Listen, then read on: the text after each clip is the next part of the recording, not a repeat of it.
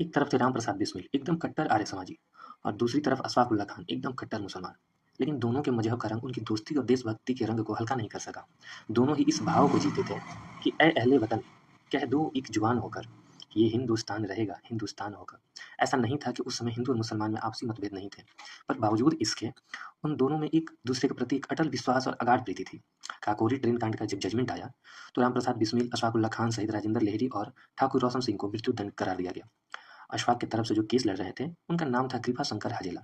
उन्होंने एक बार अशफाक से कहा था, यदि आप अंग्रेजी हुकूमत से माफ़ी मांग लें, तो हो सकता है कि आपको मृत्यु दंड यानी फांसी की सजा से कुछ रियायत मिल जाए। ये सुनकर अशफाक ने ऐसा जवाब दिया कि कृपा शंकर उन्हें देखते रह गए। उन्होंने कहा कि वकील साहब, मुझसे कई लोगों ने कहा था कि इस केस में मैं अकेला मुसलमान हूँ और मुझे किसी मुसलमान को ही अपना वकील रखना चाहिए, लेकिन फिर भी मैं अपनी जिद पे अड़ा रहा कि नहीं, मेरा केस तो आप ही लड़ेंगे। लेकिन आज आज जो आपने अपने मुंह से ये माफीनामा प्रस्ताव मुझे सुनाया, मुझे बहुत दुख हुआ। वकील साहब एकदम शांत, खामोश। वकील साहब ने कहा, ठीक है, बताइए आपकी कोई आखिरी इच्छा।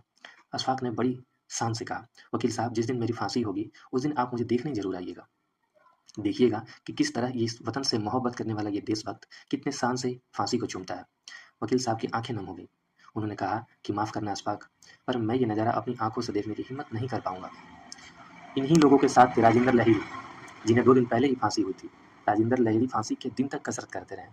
जेलर उनसे पूछता है कि अरे, अब तो फांसी होने वाली है, अब क्यों कर रहे हो कसरत? तब तब राजेंद्र लहिरी ने कहा कि मैं पुनर्जन्म को मानता हूँ, मुझे पुनर्जन्म में विश्वास है, और मैं कसरत तो इसलिए कर रहा हूँ कि जब मैं पुनर्जन्म लेकर आऊंगा, तो इसी तरह बलिष्ठ होकर आऊंगा और ब्रिटिश साम्राज्य को उखाड़ कर फेंक दूंगा, खाक में मिला दूंगा। रामप्रसाद बिस्मिल ने जेल में रहते हुए अपनी आत्मकथा लिखी। अंतिम पन्ने पर ये 2 पंक्तियां लिखी, मरते बिस्मिल रोशन अशफाक अत्याचार से, होंगे पैदा सैकड़ों इनके रुधिर की धार से।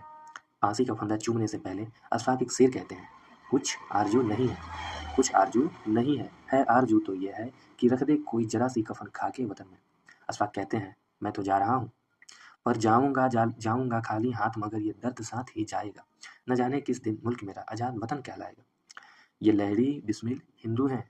अशफाक कहते हैं, ये लाहिरी बिस्मिल हिंदू हैं। कहते हैं, मैं आऊँगा, मैं वापस आके फिर भारत माँ तुझे आज़ाद कराऊँगा। जी तो करता है कि मैं भी कह दूँ, जी तो करता है कि मैं भी कह दूँ, पर मज़हब से बंध जाता हूँ। मैं मुसलमान हूँ, पुनर्जन्म की बात नहीं कर पाता हूँ।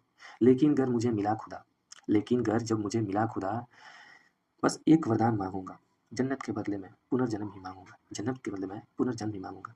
दोस्तों, इस देश के लिए ऐसे अनगिनत शूरवीरों ने कुर्बानियाँ दी हैं।